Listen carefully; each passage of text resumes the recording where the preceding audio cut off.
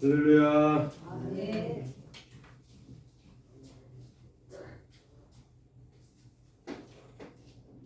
108장 부르겠습니다. 찬송 108장.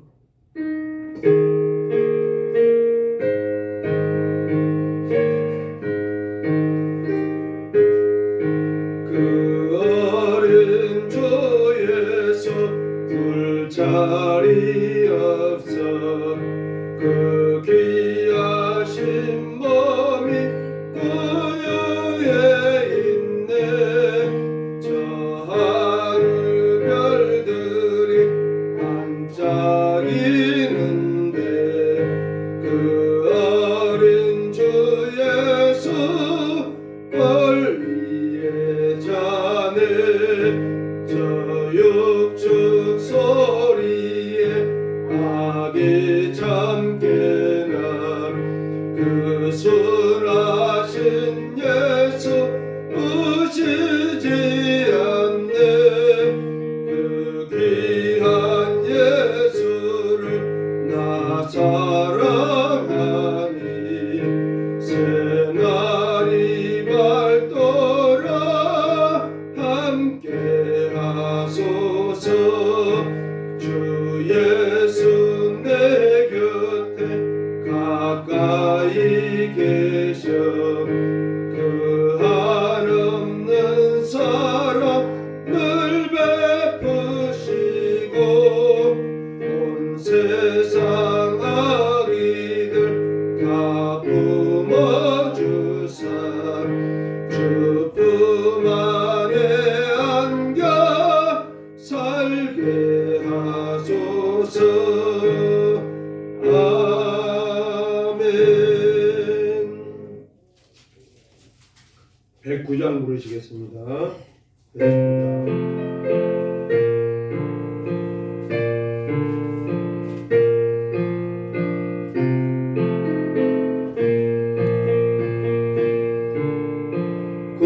고요한 밤 거룩한 밤 어둠에 묻힌 밤 주의 부모 앉아서 감사 기도 드릴 때 아기 잘도 잔다. 아기 잘도 잔다. 고요한 밤 거룩한 밤 영광이 돌린 밤 천군 천사 나타나 기뻐 노래 불렀네. 구주 나셨도다. 구주 나셨도다. 고요한 밤 거룩한 밤 동방의 박사들 별을 보고 찾아와 꾸러 경배 드렸네. 구주 나셨도다. 구주 나셨도다. 고요한 밤 거룩한 밤 주 예수 나신 밤 그의 얼굴 광채가 세상 빛이 되었네. 구주나셨도다.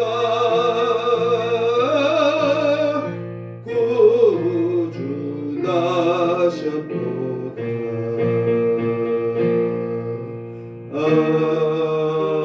아멘. 함께 주하게 마치서 하나님 앞에 예배드립니다.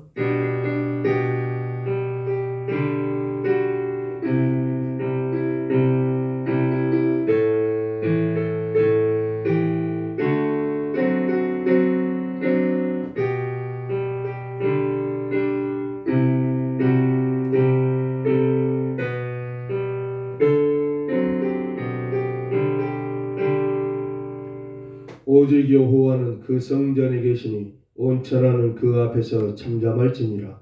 하나님은 영이시니 예배하는 자가 신령과 진정으로 예배할지니라. 기쁨으로 여호와를 섬기며 노래하면서 그 앞에 나아갈지어다. 하나님 감사합니다. 지난 시간들도 우리를 돌봐주시고 오늘도 주님의 거룩한 날 복된 날 맞아 주 앞에 예배합니다. 영광 받아 주시옵소서. 예수님의 이름으로 기도합니다. 아멘. 112장 부르겠습니다. 112장.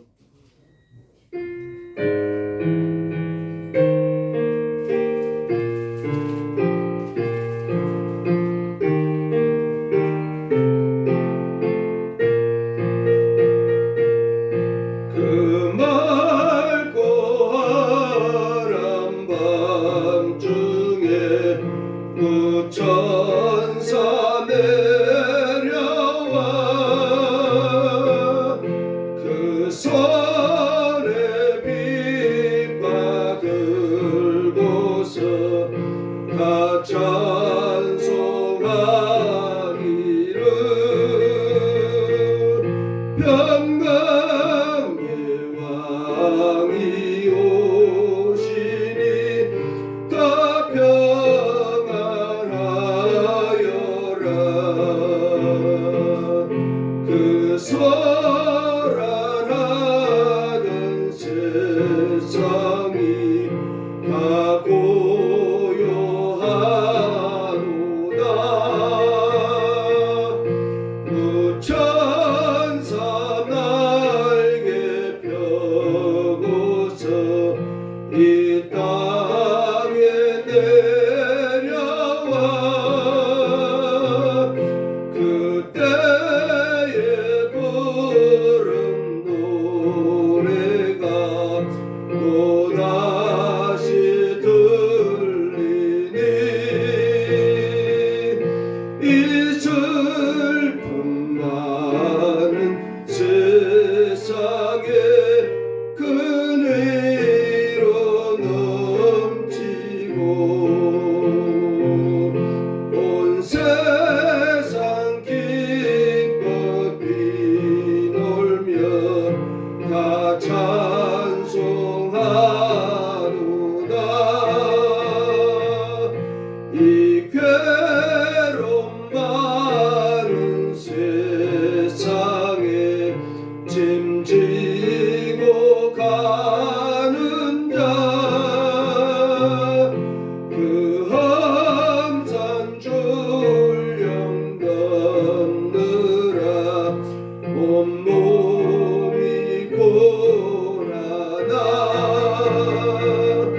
이 죄악 세상 살 동안 새 소망 가지고 저 천사 기쁜 찬송을 들으며 쉬어라. 예 선지에 응하여 베들레헴 성에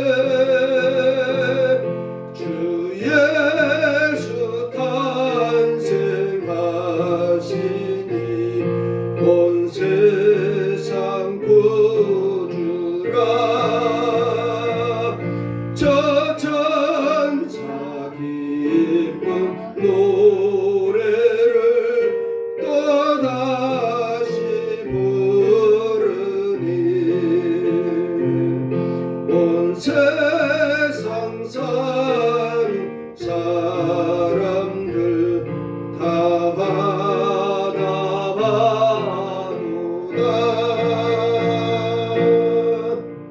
아멘. 교동문 119번 보겠습니다. 찬송가 뒤편의 교동문 119번.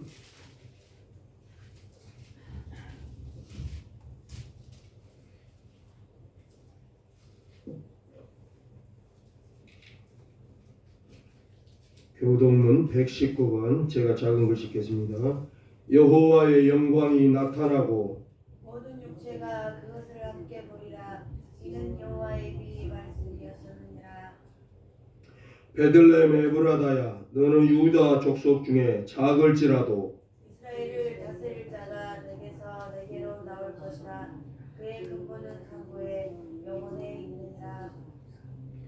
이는 한 아기가 우리에게 낳고 한 아들을 우리에게 주신 바 되었는데 그의 어깨에는 정사를 메었고 그의 이름은 기묘자라 모사라 전능하신 하나님이라. 영존하시는 아버지라 평강의 왕이라 할 것임이라. 그 정사와 평강의 도함이 무궁하며 또 다윗의 왕자와 그의 나라에 군림하여 그 나라를 굳게 세우고 지금 이후로 영원히 정의와 공의로 그것을 보존하실 것이라. 천사가 이르되 무서워하지 말라. 보라, 내가 온 백성에게 미칠 큰 기쁨의 좋은 소식을 너희에게 전하노라. 오늘 다윗의 동네에 너희를 위하여 구주가 나셨으니 곧 그리스도 주시니라. 아멘. 사도신경으로 우리 신앙 고백합니다. 전능하사 천지를 만드신 하나님 아버지를 내가 믿사오며 그의 아들 우리 주 예수 그리스도를 믿사오니 이는 성령으로 잉태하사 동정녀 마리아에게 나시고 본디오 빌라도에게 고난을 받으사 십자가에 못 박혀 죽으시고 장사한 지 사흘 만에 죽은 자 가운데서 다시 살아나시며 하늘에 오르사 전능하신 하나님 우편에 앉아 계시다가 저리로서 산자와 죽은 자를 심판하러 오시리라. 성령을 믿사오며 거룩한 공회와 성도가 서로 교통하는 것과 죄를 사하여 주시는 것과 몸이 다시 사는 것과 영원히 사는 것을 믿사옵나이다. 아멘. 121장 부르겠습니다. 찬송 121장.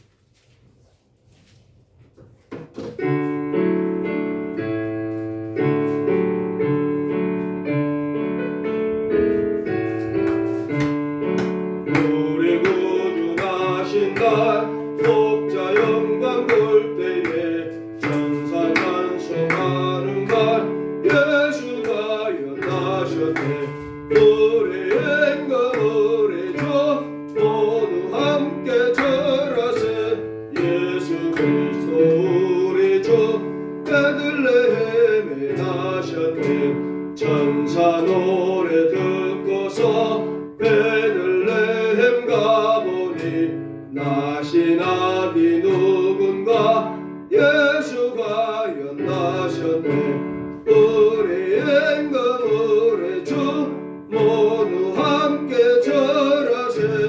예수 그리스도 우리 주 베들레헴에 나셨네. 목자처럼 우리도 나아가서 엎디세. 오늘 다윗 성에서 예수가 연나셨네. 우리인가 우리 주 모두 함께 절하세. 예수 그리스도 우리 주 베들레헴에 나셨네. 아멘. 하나님 감사합니다. 지난 날들도 우리를 돌봐주시고 오늘도 주님의 거룩한 날 복된 날 맞아서 변함없이 주 앞에 예배자로 불러주신 은혜를 감사합니다. 영광 받아 주시옵소서. 우리가 날마다의 삶 가운데 하나님을 기억하고 살아가 계시고 믿음의 자녀로서 백성으로서 마땅할 삶을 이 땅에 살아가게 하여 주옵소서. 기도로 무릎으로 살아가는 삶들 되게 주어 성령 충만함으로 하나님 은혜 가운데 돌보심 안에 살아가는 우리들 인생 되게 하여 주시옵소서. 이 나라 이 민족과 한국교회를 붙들어 주시옵소서. 주님 다시 재림하실 그날까지도 우리 한국교회가 제사장적 선지자의 사명을 감당함으로써 맡겨진 사명 잘 감당하고 예배가 끊어지지 않는 삶이 되게 하여 주옵소서. 농어촌 미제로 교회들을 개척교회들을 붙들어 주셔서 삼천리 반도 금수 광산에 방방곡곡에 하나님을 찬양하는 소리 울려 퍼지게 하여 주시옵소서. 이단으로부터 이스라엘부터 우리 한국교회를 붙들어 주시고 동성애 차별금지법이 이 땅에 더럽히지 않도록 하나님 은혜 가운데 지켜 주옵소서. 이 나라 이정부도 아버지 붙들어 주시옵소서. 여러 가지 어려운 문제들, 산적한 문제들을 해결하여 주시고 강대국 사이에서 지혜롭게 헤쳐나가는 지혜 있는 유정자들 다 되게 하여 주옵소서. 경제 강대국, 문화 강대국, 우주 강대국, 군사 강대국으로서 높은 유상이 되게 하여 주시옵소서. 열방 가운데도 빠지게 하시고 한류를 통해서 드높아지는 우리 대한민국 되게 하여 주옵소서. 그래서 하나님의 이름을 드높이실 때 우리 대한민국을 사용하여 주시옵소서. 젠더 갈등, 빈부 갈등, 이념 갈등, 세대 갈등, 지역 갈등이 사라지는 우리 대한민국 되게 하여 주옵소서. 그래서 서로 이해하며 도우며 사랑하며 위로하며 살아가는 우리 대한민국 한반도 되게 하여 주옵소서. 저 북녘 땅의 핵과 전쟁과 미사일로부터 우리를 지켜주시옵소서. 이 땅이 두 번 다시 결단코 전쟁 때문에 폐허가 되지 않도록 하나님 은혜 가운데 지켜주시옵소서. 먼 이국 땅의 전쟁도 하루속히 종식시켜주시고 그곳에도 하나님의 평화를 내려주시옵소서. 북녘 땅의 우상들, 공산주의 세력들, 사회주의 세력들 다 몰아내주시고 삭제시켜주고 제거시켜주시고 그곳에 하나님의 몸된 교회 세워주시옵소서. 주님의 복음 안에서 하나의 나라로 하나의 민족 안에서 통일의 그날이 있어지게 하시고 통일된 그날과 하나님을 찬양하며 더 많은 성교사를 육로를 통해서 파송하는 나라 되게 하여 주옵소서. 우리 순천대를 사랑하시는 은혜를 아버지 감사합니다. 우리 순천대가 이 지역의 복음의 사명을 잘 감당하게 하시고 빛과 소금의 사명을 감당하는 노예로 발전되게 하여 주옵소서. 노회장님을 비롯해서 모든 임원들의 삶과 그들의 섬기는 교회와 가정이 함께하여 주셔서 평화로운 가운데 하나님의 몸된 노예를 잘 섬겨나갈 수 있도록 은혜 가운데 지켜주시옵소서. 우리 운곡교회를 사랑하시는 아버지 감사합니다. 이곳에 복음의 씨앗들 뿌려주시고 믿음의 삶을 불러내시고 하나님 앞에 예배드리는 삶이 있게 하시는 은혜를 감사합니다. 우리 운곡교회 아버지 복 내려주시옵소서. 더 많은 것으로 채워주시고 더 많은 은혜 베풀어 주셔서 우리가 믿음 안에서 기쁨과 즐거움과 감사와 감격의 삶이 이어지는 우리 운곡교회 되게 하여 주옵소서. 우리 집사님들 각 가정마다 필요한 물질과 양식으로 채워주시므로 아버지 감사합니다. 더 많은 것으로 채워주시옵소서. 특별히 이제 추운 겨울을 맞이해서 건강을 책임져 주시옵소서. 엄동소란의 아버지 잘 이겨내는 사람들 되게 하여 주시고 치료하여 주시고 안수하여 주시고 친히 통과하여 주셔서 믿음 안에서 감사하면서 풍요롭고 따뜻한 겨울 보낼 수 있도록 아버지 은혜 가운데 지켜주시옵소서. 그래서 하나님의 몸된 교회를 섬기고 하나님의 교회를 출입할 때 불편한 삶이 되지 않도록 아버지 은혜 가운데 지켜주시옵소서. 우리 운곡마을에도 아버지 복 내려주시고 우리 운곡마을 주민들 다 예수 믿고 회개하고 돌아오는 역사가 있어지게 하여 주옵소서. 그래서 함께 주님을 찬양하며 주님 믿는 동참을 은혜 내려주시고 올 한 해 가운데도 지켜주신 은혜를 우리가 감사합니다. 우리 운곡마을 운곡교회가 더 많은 하나님의 도우심 안에서 보호하심 안에서 복을 받는 땅 되게 하여 주셔서 우리가 믿음의 간증이 넘쳐날 수 있도록 은혜 가운데 지켜주옵소서. 예수님의 이름으로 기도합니다. 아멘. 213장 부르시면서 준비한 헌물 드리겠습니다. 213장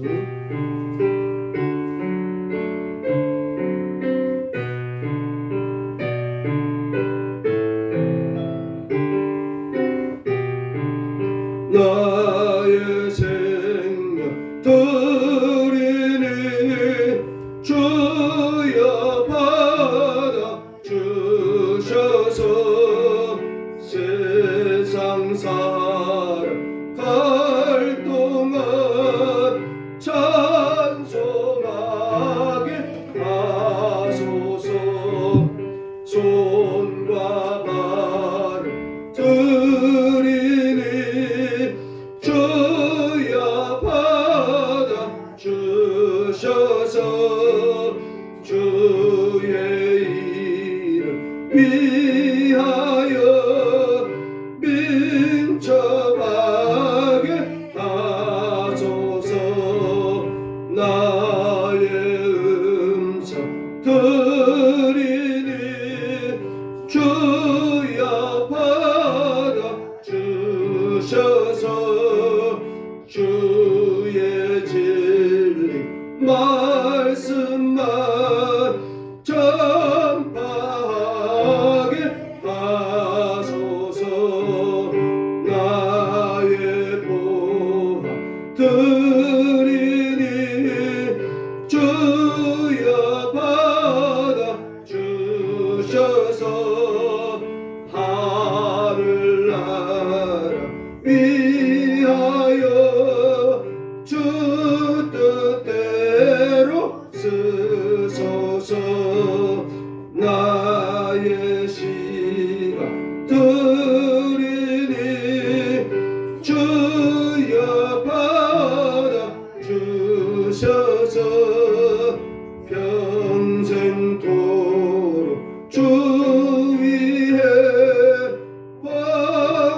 봉사하게 하소서.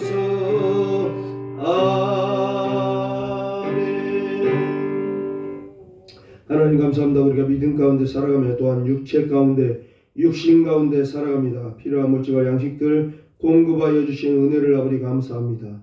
소득의 10의 1조를 주 앞에 드립니다. 아버지 받아주시옵소서. 모든 것이 하나님의 것이고 하나님으로부터 왔음을 고백하고 소득의 10의 하나를 주 앞에 드립니다. 아버지 받아주시옵소서. 이 땅에 더 많은 소득 있는 삶이 되게 하시고 더 많은 것으로 하나님께 감사하며 감격하며 하나님을 섬기고 교회를 섬기고 이웃을 섬기는 삶들이 있어지게 하여 주옵소서. 감사의 제목 따라 드리는 헌물의 아버지 복내려 주시옵소서. 모든 것에 감사의 심령이 되게 하시고 감사의 일들이 이 땅에 많이 일어나게 하여 주셔서 우리가 더 많은 것으로 감사하며 하나님을 찬양하는 삶들이 이어지게 하여 주시옵소서. 더 많은 감사의 예물들도 주 앞에 드릴 수 있는 우리들의 믿음의 복된 삶이 있어지게 하여 주옵소서.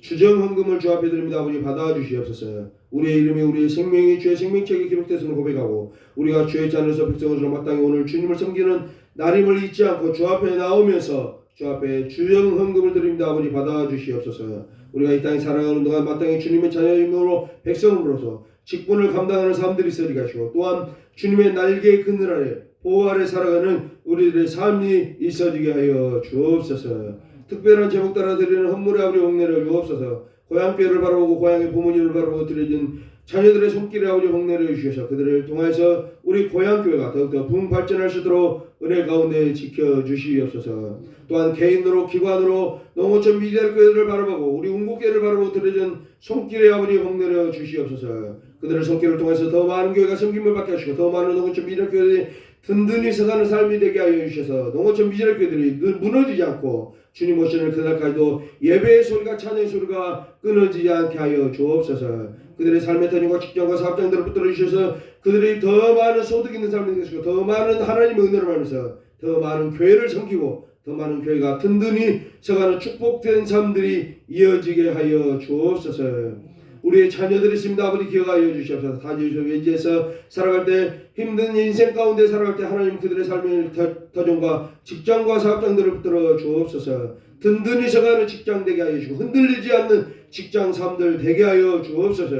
그래서 더 많은 것으로 더 많은 소득 있는 삶이 되게 하시고 더 많은 것으로 하나님을 섬기고 이웃을 섬기고 고향의 부모님을 섬기고 효도하는 삶들이 우리 자녀들에게 있어지게 하여 주시옵소서. 특별히 그들의 믿음의 대를 이어가게 하여 주시옵소서. 부모가 섬겼던 하나님 섬기고 예수 그리스도 잘 섬기고 믿음 가운데 살아가는 우리 자녀들 다 되게 하여 주셔서 천대만대 주님 섬기고 천대만대 주님께서 베풀으시는 은혜를 풍성히 누리고 살아가는 사람들 계시고 머리 대고 꼬리 대지 말 것이고 위에 있고 아래 있지 말 것이고 꾸짖전혀 꾸지 않는 사람들이 그들에게 있어지게 하여 주셔서 그들의 믿음의 복된 사람들이 이어져서 믿음의 복된 가문에서 천대만대 주님을 섬기는 가문들 다 될 수 있도록 은혜 가운데 지켜주옵소서. 오늘 예배 가운데도 말씀 가운데도 함께 하시고 우리의 눈을 열어보게 하시고 귀를 열어 듣게 하시고 마음판에 새겨진 말씀 되어서 이 말씀 힘되어 살아가며 능력되어서 살아가며 이 말씀이 우리를 소망으로 이끄는 삶이 되게 하여 주옵소서. 예수님의 이름으로 기도합니다.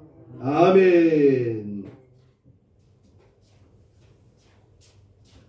하나님의 말씀 누가복음 2장 1절에서 7절 보겠습니다. 누가복음 2장 1절에서 7절 제가 먼저 1절 읽겠습니다. 그때 가이사 아구스도가 영을 내려 천하로 다 호적하라 하였으니 이 호적은 구레뇨가 수리아 총독이 되었을 때 처음 한 것이라. 모든 사람이 호적하러 각각 고향으로 돌아가매 요셉도 다윗의 집 족속이므로 갈릴리 가나 나사렛 동네에서 유대를 향하여 베들레헴이라는 다윗의 동네로 그 약혼한 마리아와 함께 호적하러 올라가니 마리아가 이미 잉태하였더라. 거기 있을 그때 해산할 날이 차서 함께 봅니다. 첫 아들을 낳아 강보로 싸서 구유에 뉘었으니 이는 여관에 있을 곳이 없음이로라. 아멘. 위인전이나 차서전을 읽어보면 가장 먼저 등장하는 내용은 그 인물의 탄생 배경입니다. 어디서 어떻게 누구의 후손으로 태어났는가 하는 이야기로 인물의 일대기가 시작됩니다. 또한 위인들의 이야기라면 당연히 탄생에 커다란 스토리가 있습니다. 특별하게 태어난 이야기이며 꿈을 통해 그 인물이 운명적 탄생임을 나타내기도 합니다. 그런 이야기들을 설화라고 이야기합니다. 그 인물을 더욱 돋보이게 하기 위하여 특별한 탄생 이야기를 그럴듯하게 구성하는 것입니다. 박혁것에는 알에서 태어났다고 전해집니다. 단군 신화는 한웅이 인간 세상에 내려왔는데 곰과 호랑이가 사람이 되고 싶다고 졸랐습니다. 그리하여 곰은 100일 동안 쑥 한 자루와 마늘 20쪽을 먹고 버텼습니다. 곰은 여자가 되었는데 환웅이 인간으로 변해 여자와 결혼하여 낳은 아들이 단군이다. 이렇게 단군 신화가 전해지고 있습니다. 누구나 이 땅에 태어나면서 출생의 스토리는 중요합니다. 그러나 대부분의 사람들은 아무런 스토리나 꿈의 계시가 없이 그저 평범하게 태어납니다. 그러나 성경은 한 아기가 우리에게서 낳고 한 아들을 우리에게 주신 바 되었는데 그 이름은 기묘라 모사라 전능하신 하나님이라고 예언되었었습니다. 또한 베들레헴 에브라다에서 이스라엘을 다스릴 자가 태어날 것이 예언되어 있었습니다. 때가 참에 하나님의 기록된 말씀대로 이 땅에 오신 분이 바로 예수님이십니다. 성탄절은 그 예수께서 온 인류의 죄를 대속하시기 위하여 우리에게 내려오신 날을 기념하는 날입니다. 오늘 본문은 예수님의 출생 이야기입니다. 마태와 누가는 예수님의 탄생 스토리를 기록했는데 마태는 동방박사의 방문 이야기로 예수님의 베들레헴에서 태어나심을 전했습니다. 누가는 역사가로서 예수님의 탄생을 역사적 기반을 두고 증거하고 있습니다.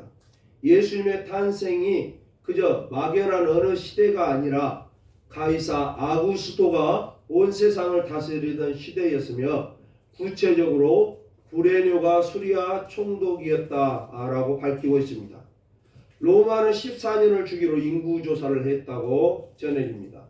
로마 황제 옥타비아누스가 영을 내려 인구조사를 실시하였고 제국의 수도로부터 시작해서 모든 로마의 지배국에까지 인구조사와 정리를 하는데 10년 정도 걸렸다고 볼 수 있습니다. 그러고 볼 때 예수님의 탄생은 BC 8년에서 BC 6년 사이가 되지 않을까 이제 또 볼 수 있는 것입니다. 그러나 또 요세푸스라는 사람의 기록에 보면 헤롯 왕이 BC 4년에 죽는 것으로 나와 있습니다. 그것은 마태복음에 예수께서 애굽으로 피신했을 당시를 나타내고 있습니다. 그러므로 예수님의 탄생 시기는 BC 5년에서 4년 정도로 추측할 수 있습니다. 요셉과 마리아는 정혼했습니다. 아직 정식으로 결혼하지 않았습니다. 마리아의 임신 소식을 듣고 가만히 끊고자 했던 요셉은 꿈의 주의 사자의 분부대로 마리아를 버리지 않았습니다. 그에게 잉태된 것은 성령으로 된 것입니다. 그러던 중에 호적 정리의 명령이 떨어진 것입니다. 요셉은 다윗의 후손이므로 당연히 자신의 본적인 베들레헴으로 호적 신고를 하기 위해 마리아와 함께 고향 땅으로 돌아왔습니다. 갈릴리 나사렛에서 살던 요셉은 베들레헴에 도착했는데 마리아가 마침 해산하게 되었습니다. 많은 사람이 호적 정리를 위해 고향을 방문하였기에 여관에 묵을 곳이 없었습니다. 그러므로 아기를 낳아 짐승의 여물통인 구유의 아기를 두었습니다. 목자들이 밤중에 양을 치는데 천사들이 내려와 목자들에게 아기 탄생의 소식을 전했습니다. 목자들은 그 일을 확인하기 위해서 천사들의 말대로 베들레헴으로 갔습니다. 마리아와 요셉과 구유에 누인 아기를 보고 목자들은 천사들이 전해준 소식을 알려주었습니다. 너희를 위하여 구주가 나셨으니 곧 그리스도시라. 목자들은 돌아가고 마리아는 이 모든 말을 마음에 두었습니다. 마리아는 이미 천사가 전해준 성령의 잉태로 아들을 낳아 이름을 예수라 하라는 명령을 받았기 때문입니다.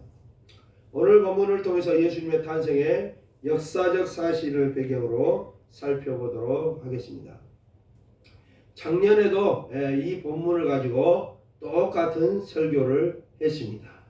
올해도 이제 성탄절이 다가왔는데 올해도 마찬가지로 이번 주에 누가복음을 설교하고 다음 주에는 마태복음을 설교합니다. 이유는 뭐냐면 이제 시간적으로 누가복음이 더 앞선 내용이고 마태복음은 조금이나마 더 시간이 지난 후의 이야기입니다. 그러나 성탄절 예수님이 응애하고 태어난 날은 누가복음이 기록한 날입니다. 그리고 마태복음에 기록한 날은 태어나고 시간이 조금 지났습니다. 다음 주에 말하겠습니다만은 마태복음의 시간이 1년이 지났는지 2년이 지났는지는 확실하지는 않습니다. 저는 개인적으로는 2달이 지나지 않았다 이렇게 보고 있습니다. 저는 제가 맞다는 건 아니에요. 아무도 모르는데 그 정도일 거라고 저는 주장을 하고 있습니다. 어쨌든 이제 오늘 본문은 예수님이 응애하고 태어난 날이고 누가복음 1장에는 이제 마리아가 성령으로 잉태되는 모습들을 보여주고 있습니다. 그리고 성령으로 잉태되었고 또 이제 3개월 동안 친척집에 가 있다가 뭐 이런 내용들이 나오고 있습니다. 그런데 그러던 와중에 인구조사가 실시되었다. 우리가 알다시피 그 당시에 로마가 세계를 다 지배하고 있었습니다. 그 당시 세계라고는 했을 때는 지금 우리나라까지를 말한 게 아니에요. 지중해 근처에 있는 나라들이 전 세계라고 이제 그들은 믿고 있던 시절입니다. 애국까지 해서 팔레스틴까지 온통 지중해에 있는 나라, 이 나라들을 지배하고 있었습니다. 그때 가이사 아구스도라고 이제 나왔는데 이건 이제 존엄자 이런 뜻입니다. 존귀한 자다. 이제 본명은 옥타비아누스라는 사람입니다. 옥타비아누스. 이 사람은 이제 가이사 시저, 율리어스 시저, 케사르, 카이사. 이 사람의 이제 양아들로 있다가 왕자를 물려받게 됩니다. 그런 이야기들을 이제 하다가 이제 왕권 다툼하면서 뭐 31년에 악티움 해전이라는 걸 통해서 이제 안토니우스 또 우리가 또 아는 아주 아름다운 여자 하면 클레오파트라 이런 이야기 했잖아요. 애국을 다스렸던 여왕 클레오파트라 뭐 7세인가 이렇게 됩니다. 이 사람들의 연합군하고 악티움에서 31년에 전쟁을 했는데 그 전쟁을 승리하고 로마와 애국, 팔레스타인 이 전 지역을 지배하게 되는 왕이 됩니다. 최초의 독재자가 독재자라 하니까 좀 그러네요. 최초의 1인 독재 체제를 구축합니다. 로마는 이제 땅이 너무 넓어요. 그래서 한 사람이 다스리는 게 좀 어렵다 이렇게 생각해서 원로원에서 세 군데로 나라를 나눠 가지고 세 군데 왕을 임명을 합니다. 여기는 너가 다스려, 여기는 너가 다스려, 저기는 너가 다스려 이렇게 왕을 임명합니다. 또 하나는 이제 로마는 그런 이제 하면은 그리스를 통해서 민주정치 이런 걸 이제 이어받았기 때문에 독재자를 싫어합니다. 그래서 독재자가 나온 것을 용납을 잘 안 하려고 하죠. 그래서 아까 말한 옥타비아누스 아버지 율리어스 시저는 암살을 당합니다. 왜냐? 이 사람 너무 능력이 많아. 그래서 틀림없이 로마를 다 자기가 집어삼킬 것 같아요. 그래서 이 사람을 죽이게 됩니다. 그래서 이제 뭐죠? 하여튼 그런 이야기들이 있습니다. 그런 이제 삼두 정치를 했는데 옥타비아누스가 이제 전쟁에 승리하면서 로마라는 전 세계를 혼자 독식하여 다스리기 시작했다. 이런 이야기를 하고 있습니다. 누가는 아까도 말씀드렸듯이 왜 이런 이야기를 기록했냐? 역사적 배경, 역사적 사실을 기반을 두고 있다는 것입니다. 그리고 아까 제가 서두에 말했듯이 탄생 신화, 탄생 설화, 박혁거세, 단군 이런 것들은 이제 후대 사람들이 기록을 하는 거잖아요. 그래서 성경도 그러면은 예수님은 그렇게 기록한 건 아니냐 이렇게 하는데 우리의 성경은 이미 구약에서 예수님의 탄생을 예언을 하고 있다는 것입니다. 미리 말을 해놨어요. 그럴까 봐서 미리 이사야 선지자를 통해서 700년 전에 740년 전에 이미 한 아기가 우리에게서 난다. 이새의 뿌리에서 한 싹이 나올 것이다. 미가서를 통해서 베들레헴 에브라다야 네가 가장 작은 고을이지만은 너희 집에서 다스리겠을 자가 나올 것이다. 베들레헴 에브라다는 뭡니까? 다윗의 고향입니다. 그래서 다윗의 후손으로 다윗의 고향에서 예수님 온 세상을 다스릴 구세주가 나올 것을 이미 700년 전에 성경을 통해서 예언되어 있었다 그 말입니다. 예언.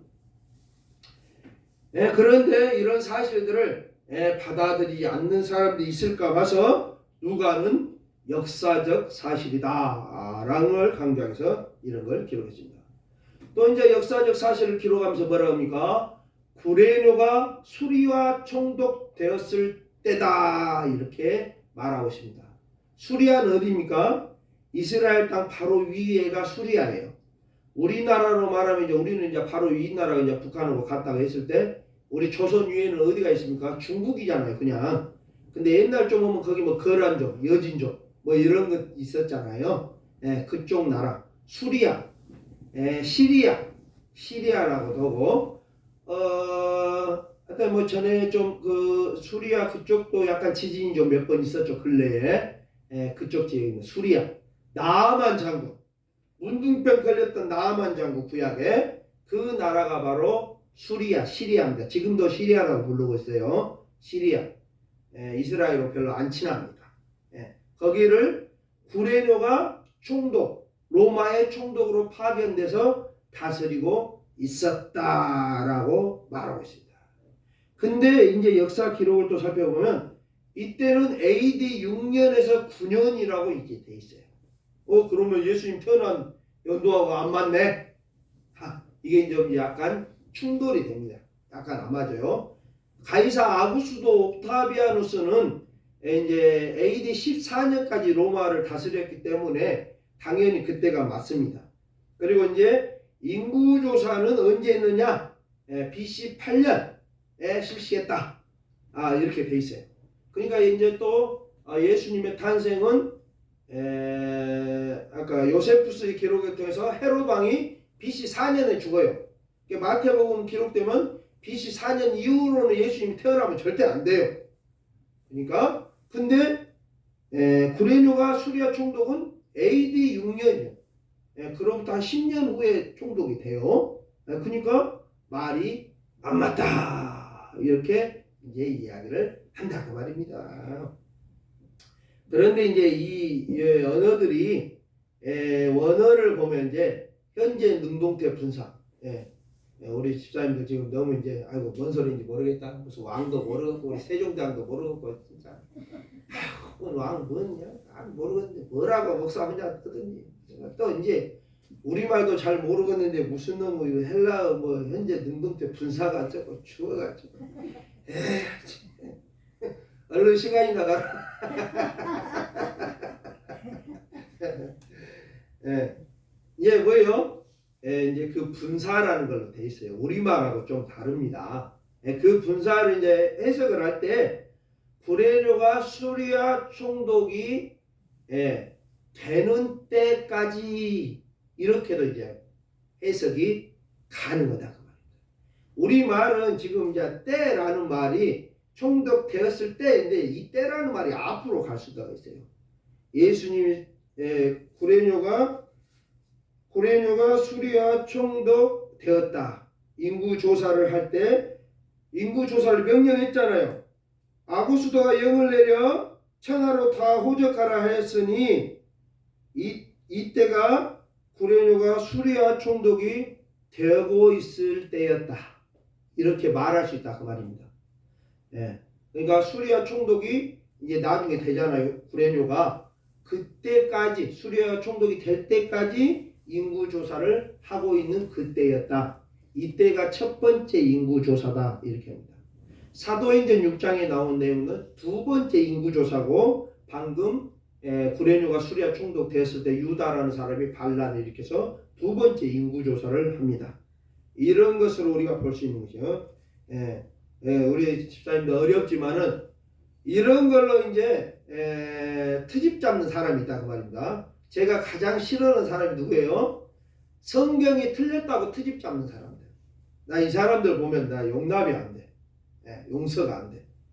해석은 조금씩 틀릴 수도 있다고 했지만 성경이 틀렸다. 이러면 우리는 뭘 믿으라는 거예요? 성경이 틀리면은 이렇게 되십니다. 그래서 구레뇨가 수리아 총독 될 때까지 인구조사가 있었다 이렇게 됩니다. 그래서 이제 뭐 마태복음 할 때 이제 다 저번에도 그랬습니다만은 마태복음으로 하면은 이제 어쨌든 BC 4년을 넘기면 안 된다. BC 4년도 하필이면 그냥 딱 0으로 맞췄으면 좋잖아요. 예수님 온 날이 0년, 예수님 온 뒤로부터 1년, 2년 이렇게 되면 되는데 예수님 올 때가 BC 4년이에요. 그래서 BC 3년, BC 1년, BC 0년, 그 다음에 1년, 2년, 3년, 4년 이렇게 올라가. 그러니까 좀 어렵게 됐는데 이 사람은 이제 그 또 역사가 기록한 사람이 실수를 했어요. 로마가 탄생의 연도를 계산을 잘못했어요. 그리고 이제 요한복음 2장 20절에 보면 이 성전을 헐라 내가 3일 만에 다시 일으키라 예수님이 그럽니다. 그럴 때 뭐라고요? 이 성전은 지어진 지가 46년째 되는데 너가 어떻게 하느냐 이렇게 합니다. 46년. 그러면은 46년 전으로 올라가면 언제가 되냐? 헤롯 성전은 BC 19년 20년에 이제 시작합니다. 공사를 시작해요. 그래서 46년이에요. 그러면 46년은 언제로 됩니까? AD 26년이 되죠. BC 20년, AD 26년 두 개를 더하니까 46년. 근데 이 46년 때가 예수님이 몇 살쯤 됐다고 성경에 나와요? 30세쯤 되니라. 30살은 아니고 30살쯤. 30살은 넘었다는 거예요. 그러면 여기서 30살을 빼면은 BC 4년이 나옵니다.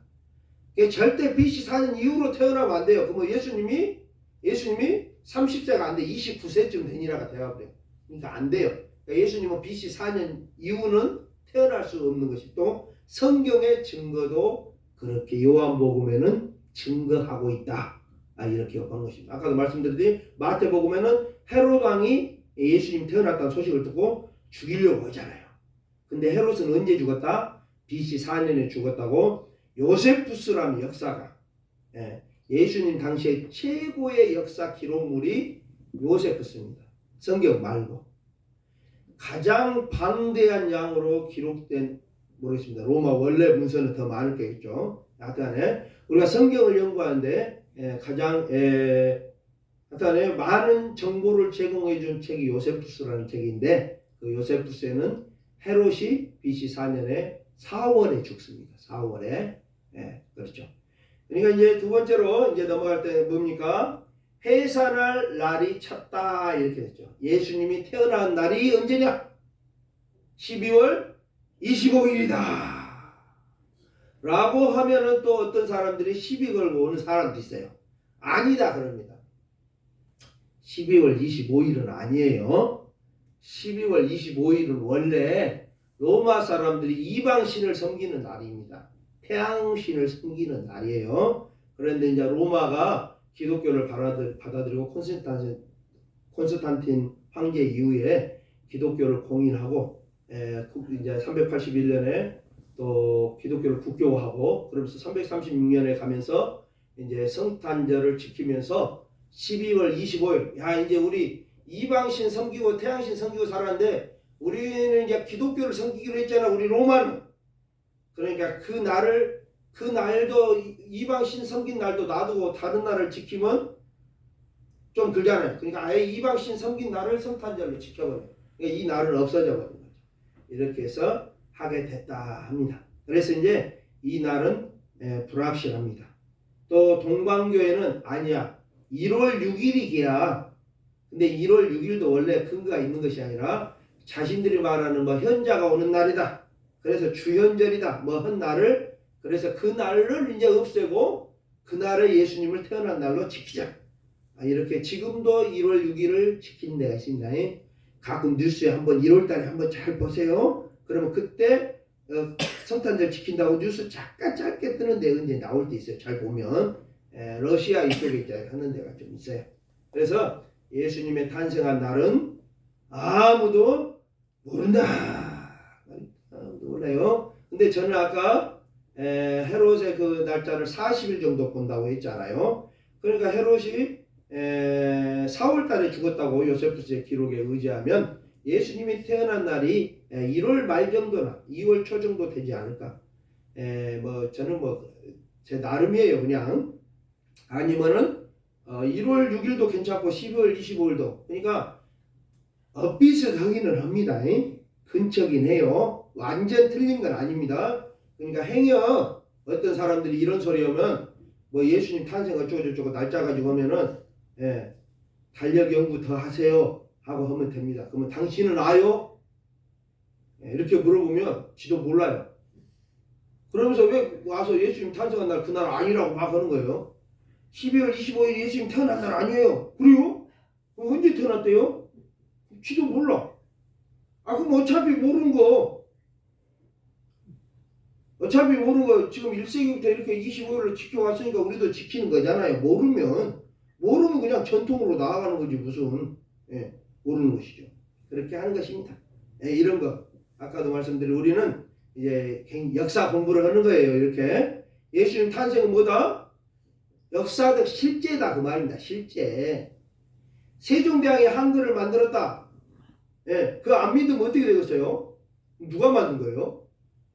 그렇죠. 그같이 예수님 뭐 언제 태어난지도 모른다. 그리고 뭐 예수님은 그때 진짜 있었던 사람인지도 모른다. 이런 정말 역사 연구한다는 사람이 얼토당토하는 소리를 하는 사람도 있어요. 그럼 뭐 이순신 장군이 뭐 12쪽 갖고 이긴 거 맞습니까? 봤어요? 그 사람 봤습니까? 그런 사람들이 있다 그 말입니다.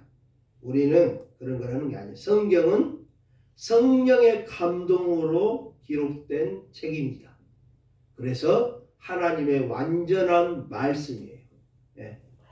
역사를 연구한 사람들은 이제 또 계속 저번 주부터 제가 말이 막 길어지는데 어쨌든 그렇습니다.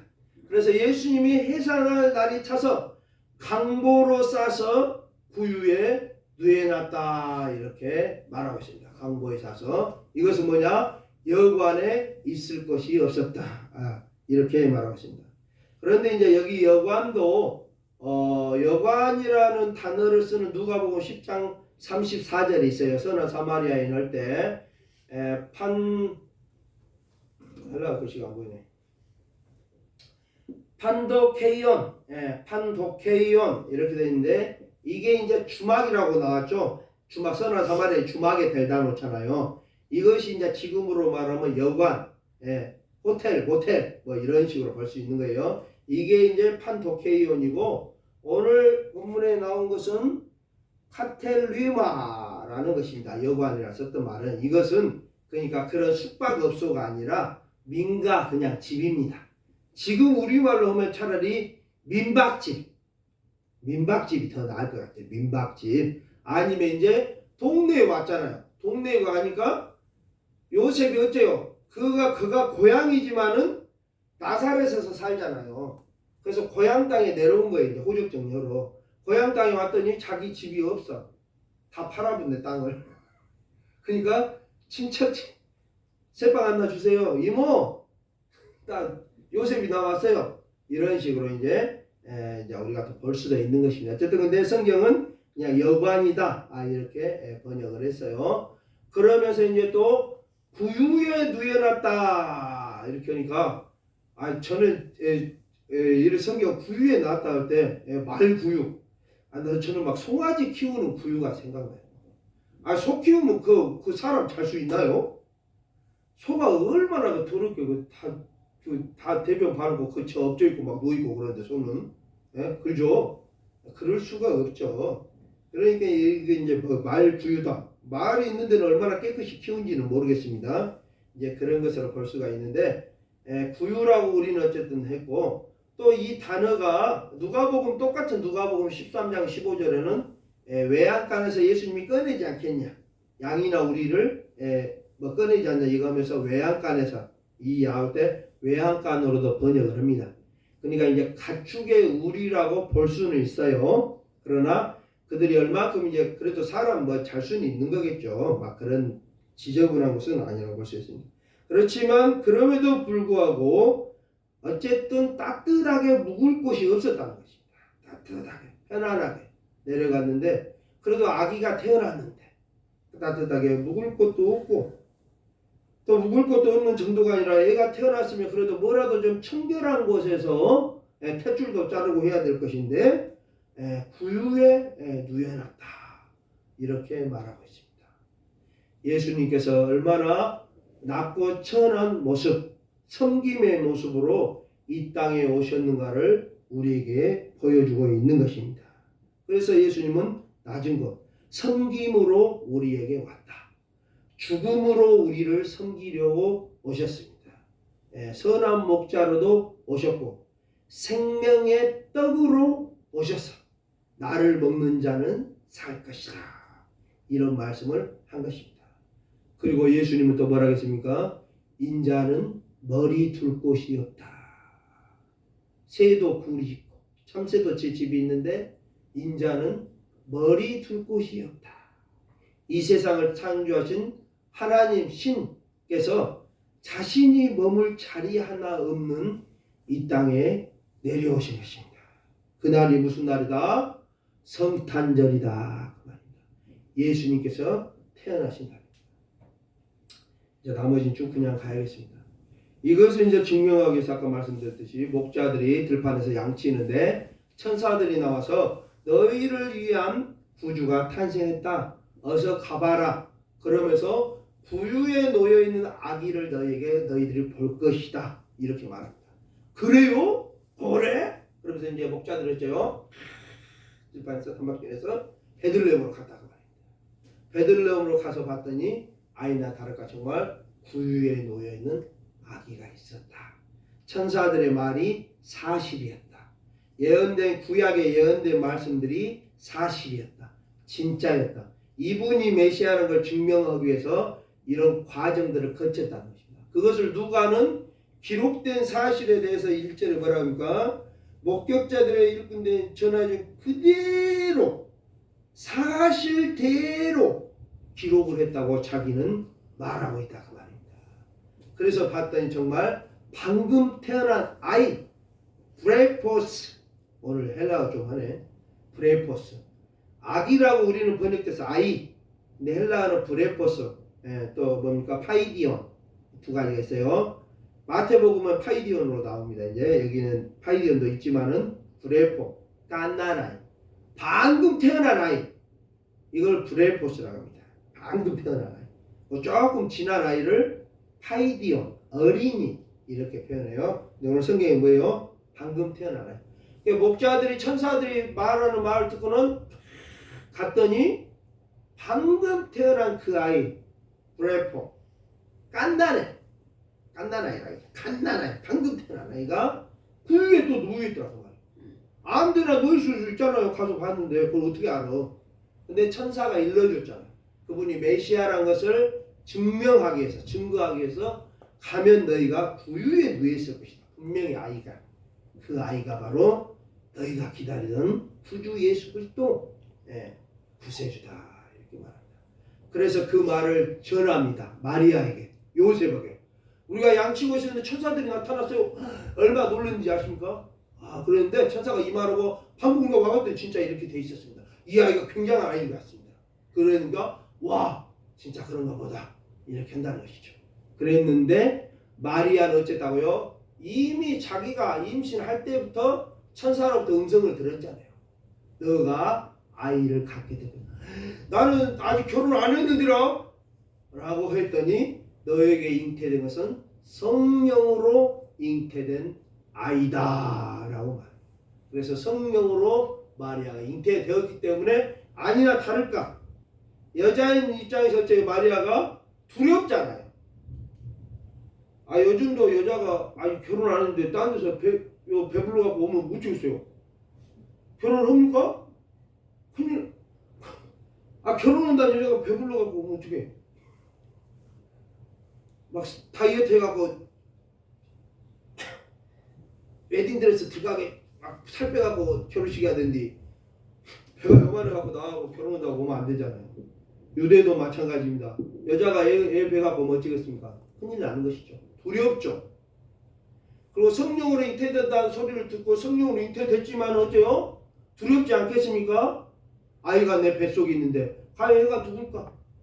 그런데 아이가 태어나서 나왔는데 또 다른 증거자를 통해서 우리가 이런 일을 하다 보니까 이런 일 왔는데 진짜 이러고 있습니다. 그 소리를 들었을 때 또 안심이 될 거 아닙니까?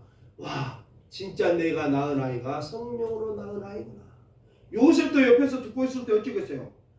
그래도 마리아하고 결혼을 하다가 진짜 임신했다는 소리 듣고 이러면 안 돼. 그래도 내가 체면이 있으니까 조용히 일 끝내려고 했는데 천사가 와서 요셉아 네 그 약혼한 여자 마리아 해서 애 뵌 거 아니야. 성령으로 잉태돼서 잘 데리고 와서 이렇게 예수라고 이름 짓고 구주 두니까 잘 키워라 라고 했지만 요셉도 어째요? 반신반의할 거 아닙니까? 내가 천사의 음성을 듣긴 했는데 이제 약혼한 여자가 벌써 배불러 갖고 와가지고 고향 땅에까지 인상으로 데리고 왔는데 애가 낳았잖아요. 그럼 요셉아 너 약혼만 하고 아직 결혼도 안 했는데 벌써 애 낳았냐? 라고 할 뭔가 그잖아요. 그런데 양치고 있던 목자들이 와서 우리가 이런 천사의 음성 예언을 듣고 왔습니다. 우리가 들판에서 양치고 있는데 천사들이 와서 우리한테 그러더라고요. 너희들이 가서 봐라. 부유에 놓여있는 아기가 있을 것이다.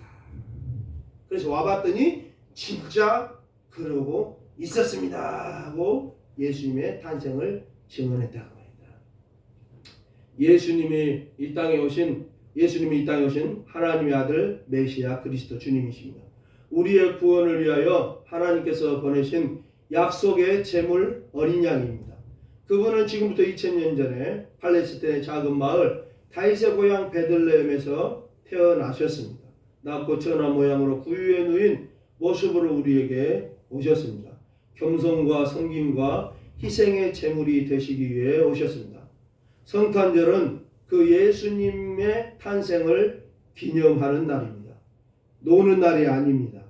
선물 주고받는 날이 아닙니다. 썰매 타는 날이 아닙니다. 산타크로스 날이 아닙니다. 나의 죄를 위해 우리의 죄악을 사하시기 위해 모든 영광을 뒤로 한 채로 세상 속으로 육체 속으로 역사 속으로 내려오신 우리 예수님의 탄생을 기쁨과 감사로 맞이하는 날인 것입니다. 그 예수님을 찬양합니다. 여호와는 내게 복을 주시고 너를 지키시기를 원하며 여호와는 그 얼굴로 내게 비추사 은혜 베푸시기를 원하며 여호와는 그 얼굴을 내게로 향하여 드사 평강 주시기를 원하노라. 우리 주님 예수 그리스도의 은혜와 하나님과 우리 만각하신 사랑과 성령님의 위로부터 충만하신 역사가 우리의 죄악 때문에 이 땅에 내려오신 예수님의 탄생을 기쁨과 즐거움으로 소망하고 있는 우리 모든 성도들 위해 이제와 영원히 함께 있을지어다. 아멘.